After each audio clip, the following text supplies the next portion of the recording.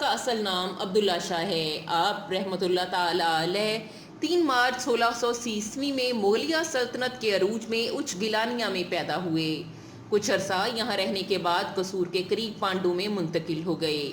ان کے والد سخی شاہ محمد درویش مسجد کے امام تھے اور مدرسے میں بچوں کو پڑھاتے تھے۔ بلے شاہ نے والد سے ابتدائی تعلیم حاصل کی، بعد میں قصور جا کر قرآن، حدیث، فقہ اور منطق میں اعلیٰ تعلیم حاصل کی۔ قرآن ناظرہ کے علاوہ گلستان بوستان بھی پڑھی اور منطق، نحو، معانی، کنز، قدوری، شرح، وقایع، سبکہ اور بحر الطوات بھی پڑھا۔ شطاریہ خیالات سے بھی مستفید ہوئے۔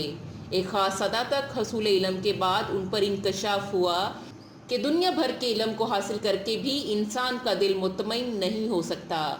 سکون قلب کے لیے صرف اللہ کا تصور ہی کافی ہے۔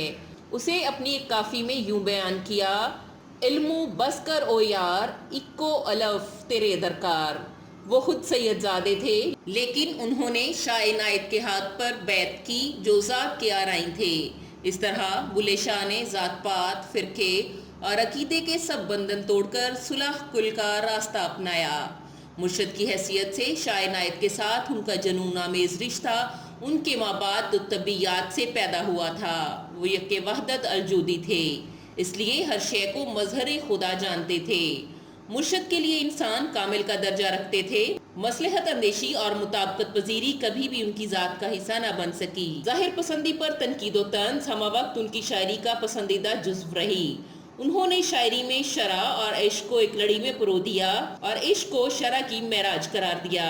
ان کے کام میں عشق ایک ایسی زبردست قوت بن کر سامنے آتا ہے جو شرع پر چل کر پیغام حسینیت کو فروغ دیتا ہے اور یزیدیت کو ہمیشہ کے لیے شکست دیتا ہے۔